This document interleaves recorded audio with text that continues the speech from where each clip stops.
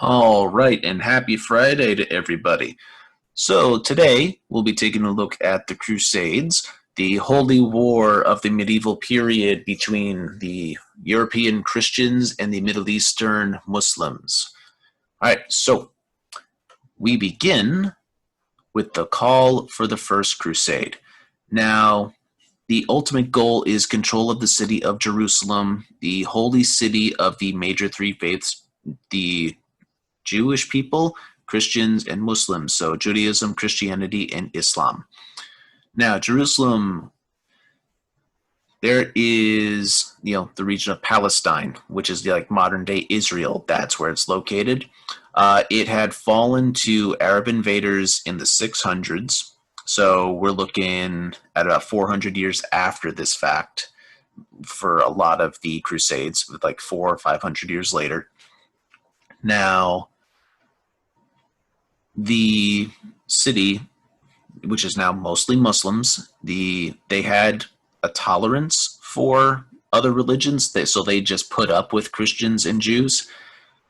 But in the late 1000s, the Seljuk Turks, they took Jerusalem, and it became a lot more hazardous for people going to Jerusalem if they were not Muslim. So the Byzantine Emperor, because they're still around, they are basically across the Dardanelles and Bosporus Straits from the Holy Land, from the Middle East. So, that's basically like where Greece is now, part of Turkey that's in Europe. The Byzantine Emperor, he writes to the Pope and requests military aid because he can't afford to give all the protection to the pilgrims that are going to Jerusalem that they need. So he needs help. We need to take back Jerusalem for Christians, for God, and punish these Muslim infidels. That's basically the message that they are proclaiming. So what this is going to do is it's going to get Pope Urban II to call for a volunteer army to go to the Holy Land and take Jerusalem and all of Palestine away from the Turks. So we're going to get a huge amount of knights and peasants, everybody, to go to the Holy Land and join in these armies. So one of the big things is the Pope, he promises that if you go and fight in the name of God to reconquer the Holy Land, you will be forgiven of all your sins of the past and the future. So basically you get a get out of hell free card, and you get to go to heaven no matter what you do. So a lot of people, they thought they would take advantage of that. Now, the First Crusade, this is going to bring about a very long time of persecution of the Jewish people, and because they're not Christians, so therefore they're the bad guys. That's the mentality that we're dealing with. We get 3 armies of crusaders, from knights from Germany, from France. We're getting volunteers from all over the place, traveling down to Byzantium, and they are just waiting to get over there. But when they finally do get to the Middle East, in 1099, they reach Jerusalem, they lay siege for 2 months, the city falls, and they take over, and they slaughter everybody in the city who is not Christian. All right, so a very bloody and messed up success, and it's going to basically solidify strength and power and the authority of the church and Western Europe, and it's going to basically end the isolation that Europe had, because they were kind of in a stalemate for several hundred years, but now they have a very strong connection to what's happening out east. All the trade, all the math, the science, all the luxury goods, all the spices, all that stuff. It's going to be the origin of what, the second part of world history class is about. All right, so just to help define some things here. So the main bulk of these early armies is coming from the German states and France, a little bit through Italy, getting down into here, of yes, there is where you get into the Byzantines and Hungary, Bohemia. You're getting Christian knights from there. Later Crusades, you're going to see some Spanish knights. You're going to get armies from England, along with these original places as well. And they're coming in through Constantinople, or the old city of Byzantium, and they are crossing the straits here into Asia Minor, which is modern-day Turkey, going down into the Holy Land of Israel, down where Jerusalem is. Antioch is an important city as well. They conquered that the year before Jerusalem, and that would be one of the biggest strongholds of Crusader power in the Middle East. All right, the Second Crusade, which was almost 150 years later, because the Turks, they came back and they conquered a bunch of the Crusader states because they set up little kingdoms there as well. So the Turks come back, guns a-blazing, and they take over a big chunk of territory. And so it's like, okay, we need to go get our stuff back. And they were not successful. They kind of flopped. The big leader for the Turks at this time was a guy named Saladin. Now, he was a military genius, so that needs to be kept in mind. He basically came swarming in. He took over everything, and it's going to lead to the Third Crusade because they just could not beat him in the second or third one. Well, wait, no, third, yeah. All right, but in the third one, that's when we're going to get England really involved, and that's where we get King Richard the Lionheart. He's basically Saladin's equal in Europe. So they come in, they clash constantly, but they have a very unique mutual respect for one another. Like in one in particular battle that I'm going to tell you guys about, I don't remember the name of it, but there was a battle where Richard's horse was shot out from under him, or taken out from under him. The horse was killed, and Saladin actually sent him a gift of a new horse, like later on, like after the battle, because he had respect for Richard. And that was a two-way street. They had this weird frenemy kind of thing going on. All right, now this is going to be a bitter defeat, kind of, because the Christians, they failed to take Jerusalem back, and Saladin's like, yeah, you're not getting it. But just so we have peace, I will allow Christians to come to the city for worship, but after a period of time, they do have to leave because they're on a pilgrimage. They're not permanent. And so it was a shaky peace treaty there. Now, just to get you guys into what combat may have been like for this, I'm going to show you guys a clip from the movie Kingdom of Heaven. It's a very good movie with battle scenes and all that. It's not, story-wise, not the most accurate, so you got to take that with a grain of salt. But the combat and the way it was done and stylized, choreographed, is all pretty accurate to how it would have been. So let's go ahead and watch. A knight. His men.